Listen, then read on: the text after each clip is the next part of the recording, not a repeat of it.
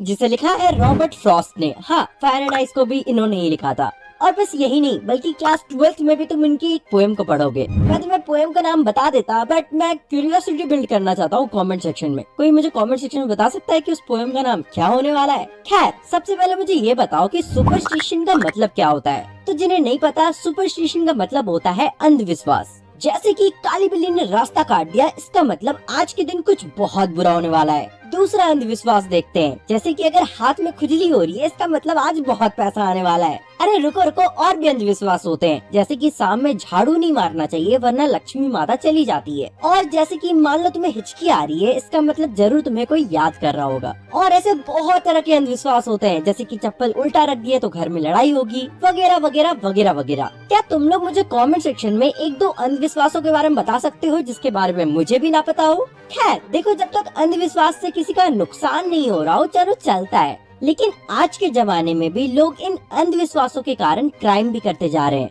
अब तुम लोग सोच रहे होगे, भैया वो सब तो ठीक है, लेकिन आप हमें ये सारी चीजें क्यों बता रहे हैं? क्योंकि आज जो हम पोएम पढ़ने वाले हैं, डस्ट ऑफ स्नो, इसमें हमारे जो पोएट है, जो रॉबर्ट फ्रॉस्ट है, वो इन सभी अंधविश्वासों को तोड़ने वाले हैं। तो चलो बिना टाइम वेस्ट किए पोएम को पढ़ते हैं, और उसके बाद में डिटेल में तुम्हें समझाऊंगा कि इस पोएम का क्या मतलब है। हाय, मैं हूँ रॉबर्ट फ्रॉस्ट। चलो इस पोएम को मैं तुम्हें अच्छे से पढ़ कर सुनाता हूँ। The way a crow swooped down on me, the dust of snow from a hemlock tree has given my heart a change of mood and saved some part of day that I had rued। तो देखो, होता कुछ ये है कि एक बड़े से हेमलॉक ट्री के ऊपर एक कौवा बैठा हुआ था, और जैसे ही वो कौवा अपने विंग्स को हिलाता है, तब पेड़ के ब्रांचेस पे पड़े कुछ स्नो के पार्टिकल्स नीचे गिर जाते हैं। और सेम उसी वक्त पर हमारे जो पोएट थे ना, वो पेड़ के नीचे से गुजर रहे थे। और फिर क्या होना था, वो जो स्नो के पार्टिकल्स होते हैं वो पोएट के ऊपर गिर जाते हैं। और इसके बाद हमें पता चलता है कि इस इंसिडेंट के कारण जो पोएट का मूड था ना, वो काफी ज्यादा अच्छा हो जाता है।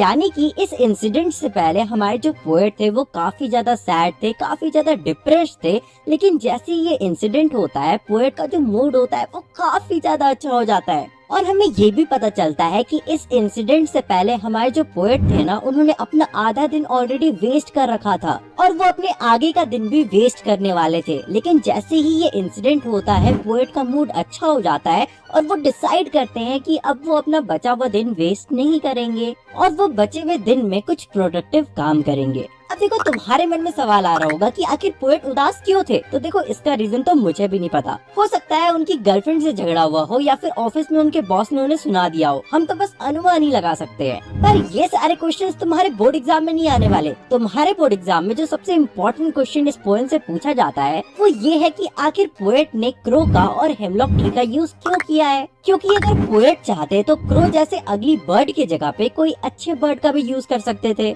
जैसे कि पीकॉक, स्पैरो और पैरट वगैरह। और हेमलॉक ट्री जो कि एक पॉइजनस ट्री होता है, उसके जगह पर वो किसी अच्छे ट्री का भी यूज कर सकते थे, जैसे कि gulmohar tree, Christmas tree, pine tree वगैरह वगैरह। लेकिन फिर भी हमारे पोएट रॉबर्ट फ्रॉस्ट ने एक अगली बर्ड और पॉइजनस ट्री का यूज क्यों किया है? ये सवाल तुम्हारे बोर्ड एग्जाम में कई बार पूछा जा चुका है। तो देखो, इसका आंसर बहुत ज्यादा सिंपल है। क्योंकि पोएट ये मैसेज देना चाहते थे कि जो खुशी होती है ना, वो किसी भी चीज से आ सकती है, चाहे वो चीज कितनी भी सिंपल, अगली या ऑर्डिनरी क्यों ना हो। आसान शब्दों में, तुम्हारे आसपास बहुत सारे नेगेटिव लोग हो सकते हैं, स्कूल में, घर में या और कहीं भी, लेकिन फिर भी एक छोटी सी अच्छी चीज जैसे कि स्माइल, एक अच्छा टीचर जैसे कि मैं या फिर नेचर का एक छोटा सा मोमेंट तुम्हारा मूड बदल सकता है। और इन नेगेटिव लोगों के वजह से तुम्हारा मूड जो खराब हुआ है उसे अच्छा कर सकता है, और जो तुम अपने दिन को वेस्ट कर रहे हो उसे वेस्ट होने से बचा सकता है। तो यही था तुम्हारा पोएम। आई होप सो तुम्हें अच्छे से समझ में आ गया होगा, और अब तुम एग्जाम में कोई भी गलती नहीं करोगे। आई वांट कि मेरे सारे स्टूडेंट स्टॉप करके आए, और इस चिंदी से पोएम से अगर कोई भी क्वेश्चन आता है तो उस वजह से तुम्हारा मार्क्स नहीं कटना चाहिए। अब